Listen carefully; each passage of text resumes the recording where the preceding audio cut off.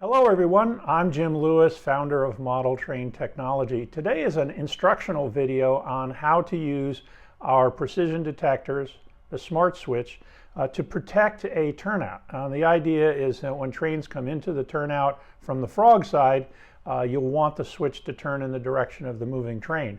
Likewise, as the train exits and crosses the turnout, you want to maintain control so that another train doesn't flip the switch, as it were, and change the direction of the turnout in the middle. And we'll show you how you can do that using, like I said, the precision detector, smart switch, and we're going to also be using our direction sensing Nano sensor, and that's going to be kind of a clever thing. I've been asked a lot about that.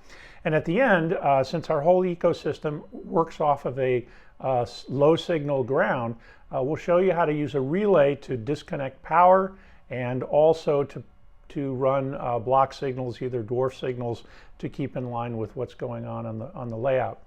All the wiring instructions for this are in a link below the video. If you open that up, you'll see that there's a link there. There's also some other useful links to our store and to the website. And on the upper right hand side is a button that says subscribe. And the way subscribe works is it will send you a notification when a new video from Model Train Technology comes up. So you don't have to keep searching and going back to see if there is a new video. That subscribe button does that. That's all it does, really. It just indicates and lets you know that there's some new content that you might be interested in. So that's what we're up about today. Let's get started. Okay, so we want to demonstrate how to protect a turnout. We're going to use a couple of Model Train Technology products. We have two precision detectors over here. We have the smart switch, which is going to be the main actor today. Here's the smart switch. It has the ability to control solenoid switches, snap switches, and motorized slow motion switches. So all of those. Has a built-in DCC decoder. As an accessory switch, you can set it to any address you like in the accessory mode. It has a number of options for different kinds of push buttons: single push button, double push button, toggle switches, and it comes with this simple to mount base, and it just slides in. We give you the little plug with the power supply. We're also going to talk about, and a key actor in this scheme is the dual Nano, because it's going to detect direction. And we want to know when the train comes from this direction into the switch and passes through, and we want to isolate when the train comes from the other direction and not have it do anything crazy. So since this is a short piece of track and try to get it all into the camera, what I'm going to do is use these two cabooses representing the end of the train for the most part, and then this is my engine. I'm using this coal cart because I can move it around. There's no track power, so there's nothing to do with track power at this point. You can put an isolated section of track in there. We'll show you that at the end regarding the relay. We'll talk about that, but for now we're just going to keep it simple, and the train approaching the turnout. So I'm going to move this out of the way for a minute. By the way, you can see this works in different ways based on the direction of the train. So it's going to be red coming this way and green coming this way. So we'll use that to our advantage. All right.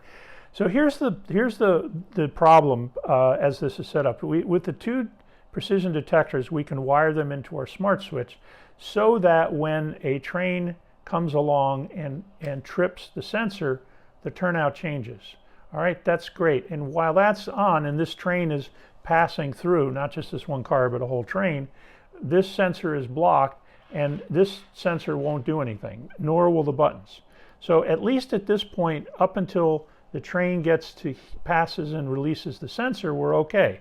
So I'm going to back this up. So, like I said, this train will go through, and if there's no train on the other track, then when it does come along, it'll change the turnout. And so that's the first level functionality. But here's the dilemma. When this train passes through, it changed the turnout back, and it gets to here, and then another train approaches. There's nothing telling the train there's something on this track, and it switched it to the thrown position, and that will derail. So we need to figure out a way to have the train know, the smart switch know, that the train has passed the turnout. And that's where the dual nano comes into place. So it has three outputs. It has a blue light, which means that's the yellow signal, which is always on regardless, it goes off in either direction, and then one wire for one direction, one wire for the other direction. So when the train is coming from the right-hand side, as you're looking at it, that's the white wire. I want it to hold the smart switch in parallel with what it was doing when this sensor was on. All right, so the way that works, let's back up everything. Okay, so train comes along, this is the engine. Okay, the engine, more cars that you can imagine. This train comes along. Now normally it would be released, and like we demonstrated first, this would trip the sensor, but it doesn't, because this is holding it. So the train comes along, the rest of the train proceeds, the train passes the last sensor, it releases, and now because this train is in front of it, we now have the switch turn. So it waits until after it passed the turnout to go through. And this works in both directions, okay? So let's put the train over in this direction and have the engine, if you will. The engine's going to come through, the engine comes through, trips the sensor, and this train keeps going. This one comes along. It doesn't do anything because this train has not passed the dual sensor. As soon as it's clear, the switch turns, and now this train can proceed. Okay, so that's the way that works, and the push buttons just work in parallel in case you need to change it. But these switches will not work, nor will the DCC, when the turnout is protected by this dual. Now, when the train's going the other way, nothing happens. Whatever the switch direction was,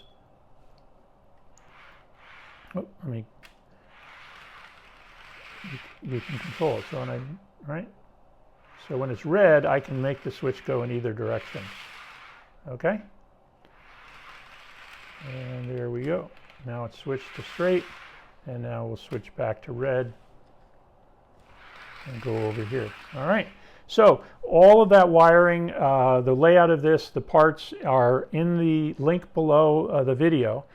So let's talk about a couple of other things here. I have a terminal block here because I have two outputs from the sensors. I have outputs from both buttons, and I have outputs from the sensor. So it was just more convenient for me to connect it up to this terminal block rather than trying to insert them all into the screw holes here.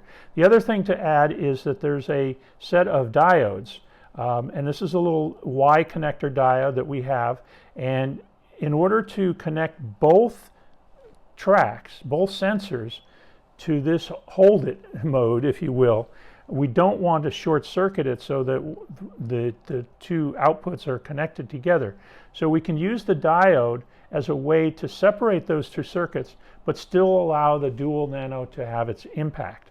And so that's just a very simple Y connection, and the way we provide it, you can't make a mistake as far as which way the diodes go because it's already set up that way. All right, so our ecosystem runs on 12 volts DC. We've been using our 12 volt power module it has an AC adapter you can just plug in. You can use any 12 volt supply as long as you're not using a train transformer with a variable voltage.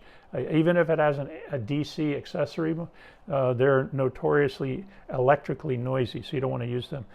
We also have a CTC controller. This allows you to connect 4 LEDs that are bicolor. That means they have red and green inside of them. Or you can connect a red and a green LED to each of these 4 signals. And this could be connected to your panel. And so when this turnout flips one way or the other, one of the signal wires you can connect in here, and it will indicate that on your panel, and you can have an unlimited number of those. The last thing I mentioned, this layout does not require any contact with the track unless you want to kill power to a section in concert with the turnout. So if you isolate a piece of track on both sides, you can use either one of our relays, the standard relay that we have that connects into this ecosystem, or you can use our smart switch, which has a latching relay. The advantage of the latching relay is that it doesn't run the coil after it's turned the switch, if you will. So it just clicks once and then waits and is latched until the signal tells it to flip back the other way. Either one will work in this scenario. The latching has some other features that you might use for other things. The last thing that I want to show you is the same with connecting up the relays, connecting up the CTC panel, is you can connect up any of our signal controllers.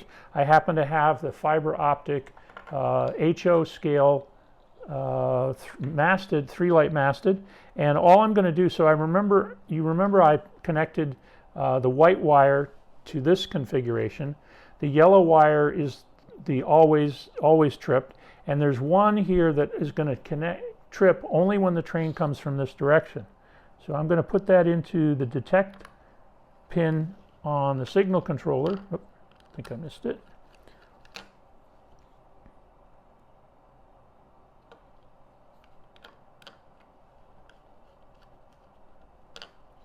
There we go. And I'm just going to power it up. And there we have a green signal. And as I said, if the train comes from this side, nothing happens, right? It's still a green signal. But if the train trips the signal coming from this direction, the light changes red, and then it will go through, as soon as the train passes, it will go through from red to yellow to green in its normal function. So if you want to have block signals that react with the train coming from the west side, but something different coming from the east side, that's the way to do it. And we love fiber because it's so easy. You don't have to solder the fine wires. We have this available at N scale and HO. We also have a dwarf signal system that works identically to this. If you want to have dwarf lights that are operating in the same way, there's another drawing that shows you, supplemental drawing that shows you how to wire that up. So all of that's on the website. All of the parts are available today. And I hope you had fun watching that. If you have any questions, email us or call us, 407-242-5436 or support@modeltraintechnology.com. Thanks for watching.